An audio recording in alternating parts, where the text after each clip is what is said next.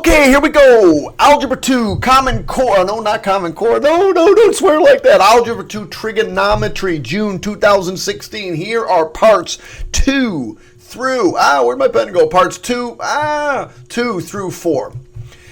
If I helped you, please do me a favor.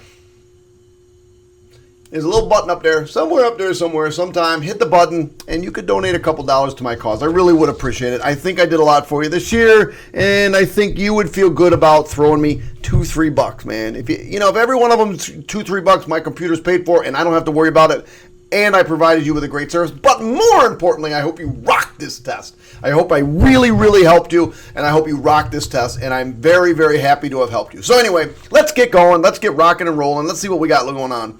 Let's get to the right page. We'll start with, this was a very fair test. There was a couple of crazy questions, but a relatively fair test. First question says factor completely. Let's do it.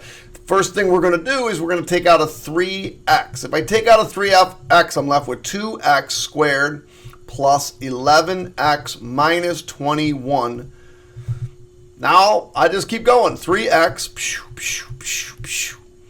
2x and x, and this would be a plus 7. It's got to be 7 and 3. The only way to really multiply to 21 is 7 and 3. Plus 7 minus 3. There's your answer. Anybody that went further than this to give me actual answers, that didn't say solve. There's no word solve in this problem. So you can't go further than that. That's it.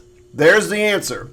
Hope you did well. Let's move on. Question number 29. Question 29. We've gone over the problems like this in the past. It's been a while. I actually haven't done a problem, but all you got to do is sub in the right numbers. So, anyway, the amount I want is A is equal to my principal amount, which was, I believe, $5,000. Where'd it go? Was it $500? Oh, $5,000 right away. $5,000. 1 plus, now here comes the hard part, 0.035. For those of you that got some ginormous number, yeah, that ain't reality, kid. And then compounded quarterly, you had to remember that was 4 times a year, and 4 times 18. I don't remember the answer, so let's get this in our calculator. 5,000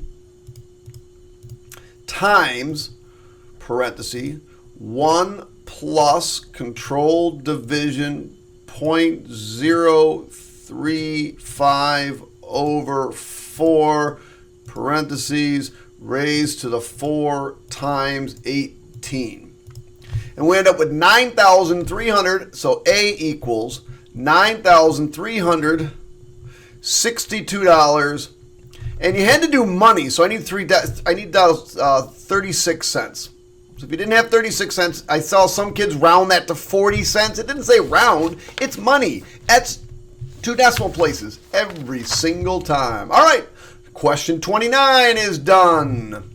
All right. So question 30 is a straight up just regression question. So we're going to get those in our calculator. So I'll go to my calculator. Let me get those in. Got to go to my home screen. Go to home screen. Go to this. Get out of this. Get out of this, go back into this. All right, X and Y. Exponential regression, man, that's on every test. 0, 1, 2, 3, 4, 5, 6. Yes, it's easier on the computer. 200, 425. Common mistakes, not putting the numbers in correctly. If you didn't do this twice, see, right there, I just screwed it up. Son of a gun. 200, 425, 570, 800, 35, 1650, and 2600. And nothing here. So get rid of that. So we'll come up here and we'll go in the menu. Statistics, stat calculations. We're going to do exponential regression. Call one of them X, call the other one Y, and we click OK. So you need to tell the A value and the B value. And there's the equation right there. Y equals A times B to the X. So as work, I should write down A equals 239 239.2109. And, well, let's go. 370. 370. B is equal to 1.48, So my equation is simply y equals 239.21, because it said round to the hundreds place, 1.48 to the x. That's it, kids. Problem's over. Let's go. This was just dumb luck. And again, I got to thank Miss Newman for this one. She helped out with this one tremendously. We did a problem like this just the other day in class. What we're going to do is put this over 1 and put these in parentheses. And this is a complex fraction, and my common denominator is x minus 3. So I'll put an x minus 3 here. I'll put an x minus 3 here. And I'll put an x minus 3 here. So here, nothing cancels. I'm just left with 2 times x minus 3. Here, the x minus 3's cancel, so I'm left with plus 6. All over. Here, the x minus 3's cancel, all over x. Well, I'm not quite done. The numerator is 2x minus 6 plus 6 all over x, which is really, these cancel, 2x over x. And then kind of weird stuff happened. I don't know what you're doing. The x's just cancel, and my answer is 2. I'll be back. What's really crazy is this flashcard in class just kept coming up and up and up, and it said, okay, central angle. I know that's the formula S equals theta r. Now, that's nice is because, remember, theta has to be in radians. Okay? So they told us the arc length was 4 pi. The angle was 2 pi over 3, and we want to just find out what the radius is. Okay, all you got to do is multiply by the reciprocal. 3 over 2 pi. Multiply by 3 over 2 pi. The pi's cancel. 3 goes into 4 twice, and I end up with 6 equals r. That's it. But if you didn't know the formula, you weren't going to be able to do that problem. Keep going. The sine formula, there's a sine equation graph below, and it says state the amplitude and the period of this function. Now, you really can't talk about amplitude until you find the midline, and the midline is right here. Notice it starts here, and it ends here. That's one full curve. So the midline, the amplitude is 2. So amplitude, by the way, you had to tell me the amplitude was 2. And the period, now remember, period, and it's funny because I went over this in class the other day, period is the amount of time it takes to finish one full curve. So I want to finish one full curve. How long does it take to finish one full curve? 2 pi. There it is. My period is equal to 2 pi. Moving on. This question, we're still on 2 points. On a New York State Algebra 2 test, we had 210 students. And we had a mean score of 82. Oh, standard deviation. It's normally distributed. As soon as I see the words normally distributed, I'm going to draw this curve. Something like that. 82. And a standard deviation of 4.2. So if I add 4.2, I get 86.2. And if I subtract 4.2, I get, let's see, 77.8. Okay, so let's see what they're talking about there. Oh, God, they're talking about 79 and they're talking about 88. That's weird. So let's see. They're talking about 79. That sounds like it might be right here in the middle. If I take 81 and subtract off not 4.2, but 2.1. Ah, that's this one. That's 79.9. So this is only a half of a standard deviation here. Now, I've gone one full standard deviation here, but I haven't gotten to 88.3. So, but if I realize if I add 2.1 to this, I'm at 88.3. So that's another half of a standard deviation here. So I've got 1/2 of a standard deviation here and 1.5 standard deviations this way. So I have to come over to my formula sheet and take a look at it. And what I want is 1/2 a standard deviation to the left, that's 19.1, and 1.5 standard deviations to the right. And I believe that if you add all those up, and you should show this work. Oh, shoot, what page are we on? Oh, there it is. No, that's not it. I should show this work. Those were a 19.1, a 19.1, a 15.0, and a 9.2. I end up with 64.2%. Okay, so now I say, okay, there were 210 students. I multiply by 0.642, which is what this is as a decimal.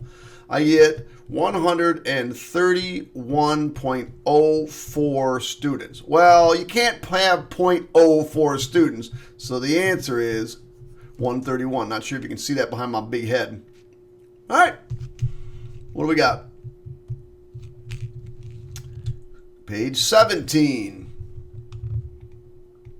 Now this question, believe it or not, was really, really, really easy. The big thing is you had to remember that you were in the second quadrant. That's what this means. We're in quadrant 2. So we'll draw our triangle in quadrant 2. We'll put theta here. And to say, okay, tangent is opposite over adjacent. Now, if you did the Pythagorean theorem, 5 squared plus 12 squared, you'd find out that the hypotenuse is 13 squared, or just 13. There you go. That's the hardest part about the whole problem. Well, sort of. Sine of theta, sine is opposite. So when I do this sine is opposite over hypotenuse, 5 over 13. Cotangent is, well, wait, isn't cotangent just the flip of this, which is negative 12 over 13? Oops, excuse me. Negative 12 over 5. Now, it didn't say in reduced form, so you could have negative 60 over 65. Or you could just cancel the 5s and you get negative 12 over 13, which is what most people got. Not a bad problem. Actually, not a bad problem. A little weird, but not a bad problem. We're getting close. We're getting close. When are those? Oh, here we go. We have 4-point questions. The lengths of a triangle. Let's see if I got time. All right, I'll be back. I'm going to little coffee for the next round. Okay. The lengths of the sides of a triangle are 6, 11, and 7. I cannot believe it. I actually had a problem with almost this exact same numbers the day before. And we want to know what the measure of the largest angle is. Well, the largest angle would be the one opposite the largest side. And you had to remember that if you have side, side, side, you have to use the law of cosines. And the law of cosine says 11 squared goes here, and cosine of, we'll call this x, x would go over here. And then you just do 6 squared minus 7, or plus 7 squared minus 2 times 6 times 7. So that's 121 is equal to, let's see, that's 36 and 49. I believe that's 80 something, 85. Minus 84 cosine x. Now, this is the hard case of the cosine function. You've got to subtract this 85 and bring it over first. So if I do that, I get 36 is equal to negative 84 cosine x. Divide by negative 84, divide by negative 84, and I get cosine x is equal to, if you put this in your calculator, by the way, you get negative 3 sevenths. You can just leave it like that. Excuse me, negative 3 sevenths. So if I come over to my calculator and I say, okay, calculator, we're going to do inverse cosine of 3 divided by 7. And you get 64.6 degrees. X equals 64.6 degrees. Now, a lot of you got that, which was good, except it was negative.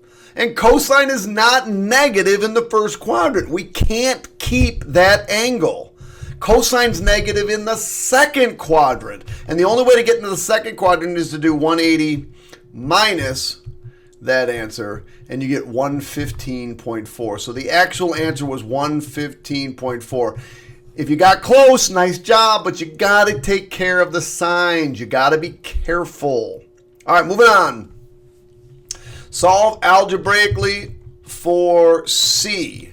All right, so it's a absolute value function. And if you're going to do an absolute value function, you know doggone well that you're going to be splitting this up. Now, before you split it up, you got to get the weird thing alone. So we're going to add 9, and I get 8 over there. So my first equation is going to be 3 over 2c minus 10 is less than 8, less than or equal to 8.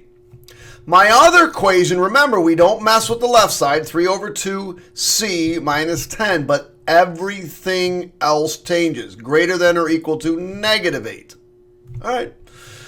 3 over 2c is less than or equal to 18. Divide by 3 halves, I get c is less than or equal to, I believe that was 12, right? 12. And over here, when I bring the 10 over, I get 3 halves c is greater than or equal to 2. Divide by 3 halves, and I get c is greater than or equal to 4/3. And everybody's like, oh, 4/3, that's crazy. Now, you have to decide whether or not it's an and or an or. And the only way to do that is to put it on a number line. 4/3 goes here, and 12 goes here. Greater than 4/3 or equal to. Less than 12 or equal to. Oh, this is an and. And I just found out, and they accepted the fact that if you put and, if you want to write the word and in the middle, you're fine. Another way to write this answer, probably the easiest way, is interval notation. 4/3 bracket, comma, 12 bracket. I had a kid put curly braces. That doesn't work.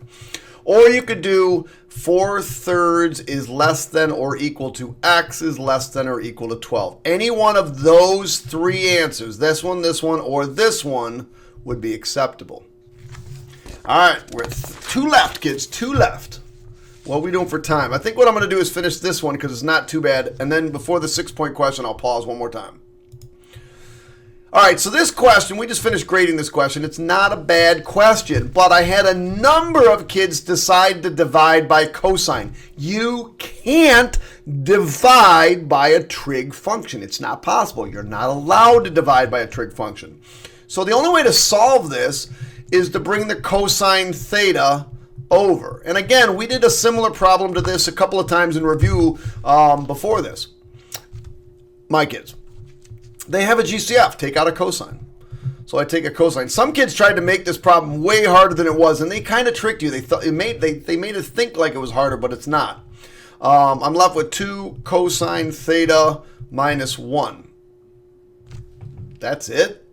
Yeah, that was it. Now you just had to do cosine theta equals 0 and cosine theta equals 1/2. Well, for cosine theta equals 0, I draw a picture. Oh, yeah, 0. Oh, wait, 90 and 270. So my first 2 answers are 90 and 270. If you inverse cosine 1/2, you get 60. Since it's positive, I'm going to keep that. But what other quadrant is cosine positive? Fourth quadrant. In the 4th quadrant. And the way to get an angle in the 4th quadrant is to subtract from 360. And so the answer is 300. There it is. One last problem to go. I'll be back. It just seems like dumb luck that I would have picked that logarithms come up because we spent quite a bit of time in the last week working on logarithms. So that was kind of lucky. By the way, hit the donate button, hit the like button, hit the subscribe button. Let me know how much or how well you did. If you got 100 on this Regents exam, let me know. If you get 100 on the Regents exam, I put you on my Hall of Fame on my website, forever to be adorned by all your fans. This couldn't have been a much nicer problem.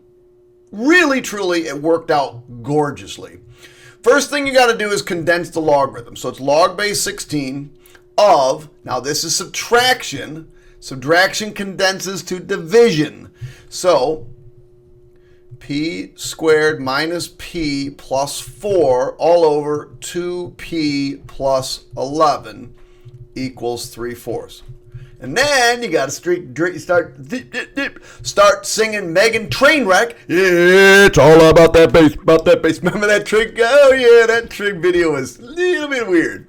So I get 16, my new base, my new exponent is 3/4, is equal to p squared minus p plus 4 all over 2p plus 11. You needed a 45 number. You need 45 points out of 87 or 88 or whatever it is in order to get passing score on this test. Right now I've got 2 points, I believe, according to the rubric. If I just type this in my calculator, I get 8, I'll put it over 1, is equal to p squared minus p plus 4 all over 2p plus 11. Now we're going to cross multiply. So I get 16p plus 88 is equal to p squared minus p plus 4. Since my p squared over here is positive, everything has to come to the left side. I get 0 is equal to p squared minus 17p minus 84. Now, believe it or not, it factors really nicely. P minus 21, P plus 4. And my two answers here are P equals 21 and P equals negative 4. For those of you that did not check your answers, you actually lucked out. Because believe it or not, this is the first time I've ever seen this, they actually both work. Neither one of these causes this thing to crash. So they both work. Man, that's it! June 2016 is over. Truly, truly, truly, I appreciate you all being here. I appreciate you subscribing to my YouTube channel. If you have gotten a lot out of this, please do me a favor. Convince your parents. Say, look, Mr. Krause really, really helped me out. He really came through for me this year. You didn't have to hire a private tutor. I was able to use his videos online to get a score and crush this test. So, Mom and Dad, can you help me out a little bit? Just a little bit. Throw a little bit of money my way. Pay for a new computer. Maybe it'll help for a younger brother and sister in the future. I do this all free of charge, and we're going to be working with school districts across New York State in the fall to try to help more students. And, whatever. I appreciate you guys coming. I hope you did well. To my students, once again, quite honestly, I have to tell you, man, I absolutely loved teaching you. You were amazing students. And I wouldn't have asked for a better year. And I'm going to go into this summer really, really, truly being extremely happy to have had the opportunity to meet you all and to work with you all. Peace out. Mr. Krause done for most of the summer. Bye, kids.